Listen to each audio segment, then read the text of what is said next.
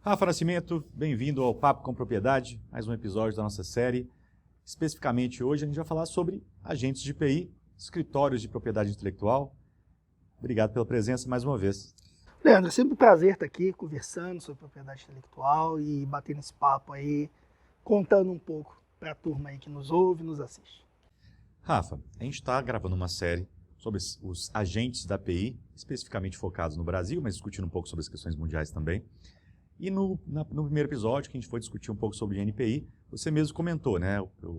Eu falei sobre agentes de forma geral, escritórios de forma geral, e você falou, olha, é importante a gente separar aquilo que é o grande agente, grande escritório nacional, né, vinculado ao governo, que é o INPI, e os escritórios, eventualmente escritórios de advocacia, vocacionados para propriedade intelectual ou algo do tipo, e que seriam duas conversas diferentes, dois tipos de entidades, de agentes diferentes. Então a gente vai falar hoje desse segundo. Explica para nós um pouco que figura é essa, que escritório é esse, que funcionamento é esse, a importância dessa figura para a API de forma geral. Olha, os escritórios, né, de advocacia ou empresas, vamos chamar de empresa, não deixa de ser uma empresa, né, vocacionada para a propriedade intelectual, ela é de extrema importância em todo o histórico que a gente tem nacional, em qualquer atividade ali de propriedade intelectual. Porque foram eles que sentiram na pele lá atrás, quando para você fazer um pedido de registro de marca, você tinha que imprimir em cartão, protocolar em papel. Essas pessoas ajudaram a mudar esse cenário. Então, escritórios imensos, a gente tem grandes escritórios no Brasil, tem escritórios menores, que devotam ali a sua atividade à propriedade intelectual, que são bem atuantes e são responsáveis por assessorar e ajudar a grande maioria, não só de empresas, mas de pessoas físicas também, a incursarem com o seu pedido de registro de marca ou o seu depósito de patente no Instituto Nacional de Propriedade Industrial. Então, na prática, a gente pode dizer que é um grupo de profissionais especializados que está ajudando aquela figura que está criando, né? O criador, o inventor, ou pode ser uma pessoa física ou pessoa jurídica, mas aquela figura que tem o domínio, digamos, o conhecimento técnico da área de formação, mas que não entende nada sobre proteção, sobre a perspectiva estratégica da propriedade intelectual. Aí o escritório faz esse meio de campo aí, basicamente. Exatamente, Leandro. Porque a gente está falando de algo que é baseado em termo legal. Ele é baseado em termo legal. Então, se você tem pessoas especialistas no assunto, trabalhando com pessoas técnicas, você tem a combinação perfeita para a coisa dar certo. O que é essa coisa dar certo? O inventor, que você acabou de falar, ele é técnico. É difícil você achar um inventor que conheça de propriedade intelectual. Ele pode até saber o seguinte, poxa, eu inventei isso aqui, eu preciso proteger. Existe uma coisa chamada patente. Mas como que é esse processo? O que tem que ser feito? Qual é o primeiro passo a se fazer? Então, muitas das vezes, ele precisa do auxílio de um especialista. É difícil, às vezes, fazer sozinho. Tem muito caso que a pessoa chega e fala assim, vou registrar minha marca. Aí registra no INPI e deixa. Esse especialista, esse escritório especialista, ele vai orientar a pessoa, falar, olha, não é assim. Você precisa fazer uma busca de anterioridade. Então, eles conseguem fazer essa busca, eles conseguem analisar o que é chamado de viabilidade de registro, por exemplo. Então, e vai virar para a pessoa, vai virar para o cliente dele e falar o seguinte, olha, você tem baixa chance. Modifica isso, modifica aquilo, repensa alguma coisa. Então, olha, tem uma chance moderada, uma chance alta. Explica por quê. Mostra ali as marcas que podem dar problema, por exemplo, no futuro. Então, é importante ter esse auxílio do especialista até para que a propriedade desse terceiro não morra simplesmente porque a pessoa esqueceu ou de entrar com recurso ou simplesmente de pagar uma taxa. Nesse caso, sim, a gente pode dizer que pela complexidade técnica de fazer uma proteção, né, de desenvolver esse processo para proteger seu invento, sua criação, sua marca, não importa, compensa financeiramente, eventualmente até contratar de fato esse agente, esse escritório, esse especialista em propriedade intelectual, porque na ponta você aumenta as suas chances de ter seu invento protegido, de ter, digamos, ter um melhor controle desse invento nos anos vindouros, né, depois que você de fato registrar aquela proteção, né, realizar aquele depósito, e etc. Aí minha dúvida seria a seguinte: como é que digamos, um inventor qualquer, uma empresa qualquer, o que ela deve pensar, o que ela deve refletir quando ela vai escolher, por exemplo, quando ela vai buscar esse escritório? Perfeito. Acho que você tocou num ponto que até os nossos clientes escritórios comentam com a gente, que é a questão da ética, a questão da confiança e a questão da relação próxima.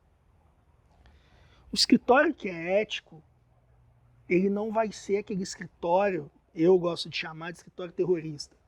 Aquele que, por exemplo, você não contratou ninguém, entrou lá com um pedido de qualquer uma das propriedades e aconteceu alguma coisa ou simplesmente você entrou. E aí você recebe um e-mail assim: prezado Leandro, a sua marca tal, ela sofreu aqui uma exigência, você pode perder a sua marca, tome cuidado porque outras pessoas podem usar. Então tá te colocando uma pressão ali desnecessária e já te manda um boleto de pagamento do serviço.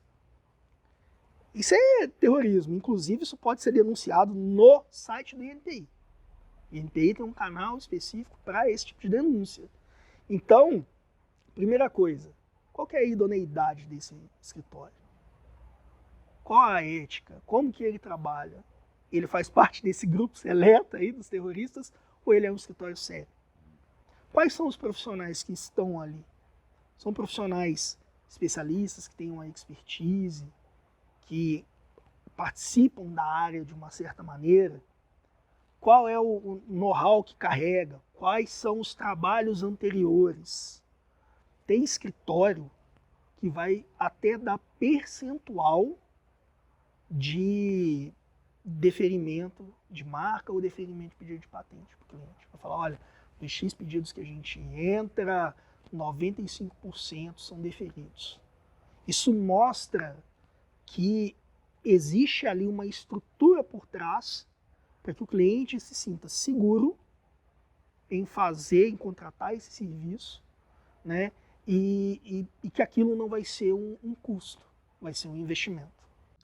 E Rafa, em especial para quem é leigo, né, a maior parte, né, dos empresárias, por exemplo, estão abrindo um pequeno negócio, ou um inventor, em especial se é uma pessoa física de fato, alguém que está criando alguma coisa ali com a sua expertise, no seu laboratório, na sua área de estudo, a tendência é essa pessoa achar que, por exemplo, de duas uma, né, ou é muito difícil, eu não consigo fazer sozinho, então vai ter que contratar alguém a despeito de ter estudado ou não sobre aquele negócio, ou que não, isso é simples, vai dar certo.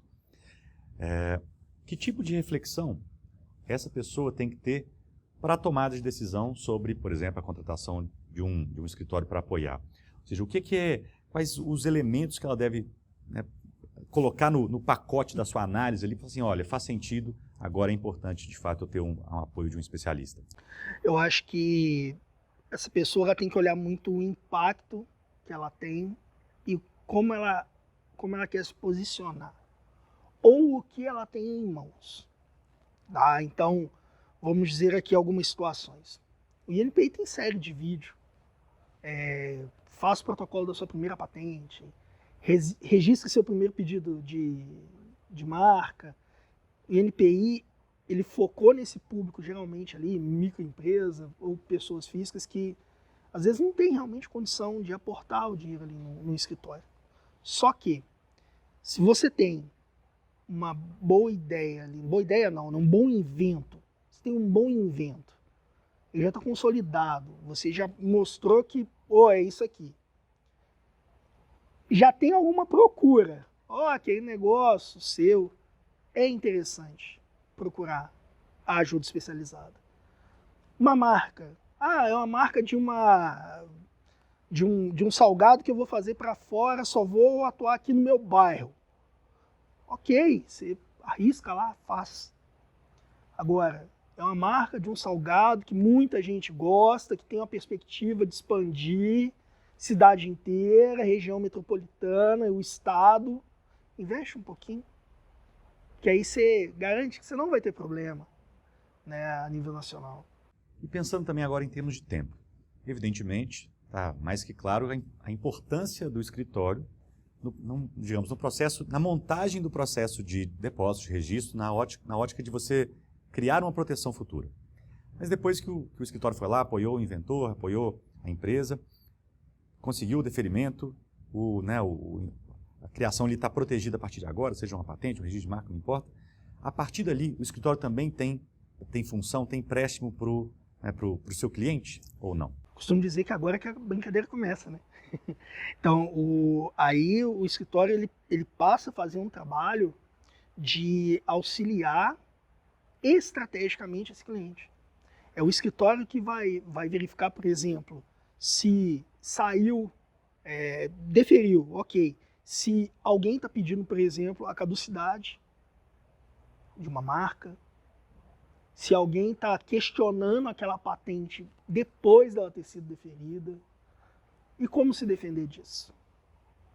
Se a anuidade está sendo paga, alguém tem que lembrar o cliente não vai lembrar. Por que o cliente não vai lembrar? Porque ele não tem recurso para fazer esse monitoramento, que geralmente é feito por software. O escritório tem. Geralmente a grande maioria dos escritórios usam uma ferramenta para isso. Então aí eles vão lembrar o cliente. Falei, olha, tem que pagar anuidade, olha, tem que pagar um decênio de uma marca. Ó, entraram aqui com uma marca muito parecida com a sua. O que você quer que a gente faça? Que a gente notifique extrajudicialmente? Você quer que, se esse processo está dentro do INPI já, que a gente protocole uma oposição, que a gente protocole um pedido de nulidade? Então a estratégia ela tem que existir, porque senão a marca fica diluída no mercado, por exemplo.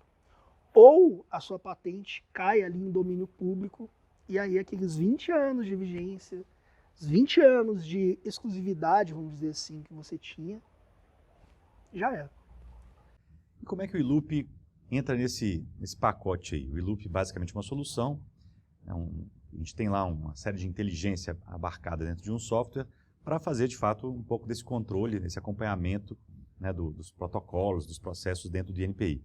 Como é que o iLoop pode colaborar com esses escritórios diretamente e indiretamente com o cliente do próprio escritório? O iLoop é aquela ferramenta essencial que quem trabalha com propriedade intelectual precisa ter. É uma ferramenta que vai informar sobre prazos, vai informar sobre despacho, vai auxiliar o escritório a ajudar o cliente. Ela que, imagina, você toda terça-feira pegar um arquivo de mais de 5.000 páginas, ter que dar Ctrl F para procurar se a patente, a marca, o desenho do seu cliente teve alguma notificação do INPI. É complicado. Se a gente falar de um cliente, já vai te tomar tempo. Imagina se a gente começar a falar de 100, 1.000. Tem escritório aí com milhares de clientes. E aí? Você precisa de uma inteligência para isso. Você precisa de um software que te auxilie nessa gestão. Que te ajude a lembrar. Que te ajude a lembrar o cliente. Então, o cliente ganha muito com isso. Ele sabe que tem alguém monitorando ali o tempo todo. Ele sabe que o escritório, por exemplo, quem usa o iLoop, né, sabe que o escritório que está tomando conta, ele vai ter por meio do iLoop um relatório ali, praticamente todo dia, fala, olha, faltam 10 dias para você protocolar alguma coisa. Ou, ó, acabou de sair a revista, tem essa marca aqui que é muito parecida com a do seu cliente. Então, a gente ajuda muito o escritório nisso, a ele zelar pela propriedade intelectual do cliente. Bem legal, interessante. Rafa, como fechamento desse papo aqui sobre os escritórios de propriedade intelectual, A gente sabe que isso, na realidade, esse tipo de agente está em todo lugar do mundo, não é só no Brasil. Mas se, por exemplo, o cliente desse escritório, né, o inventor, ou a empresa XYZ lá, quer, por exemplo, proteger fora do Brasil, ela tem que encontrar um escritório fora do país ou ela consegue contratar um escritório brasileiro e, através do escritório brasileiro, ajudar também a proteger de forma internacional? É recomendado que ela ache um escritório brasileiro, um escritório nacional. Existem acordos internacionais que vão facilitar essa tramitação, mas a grande maioria dos países exige um correspondente local.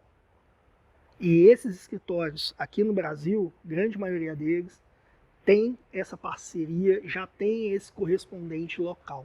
Então facilita e muito o trabalho desse terceiro, a contratação de uma ajuda especializada para fazer fluir esse processo internacionalmente.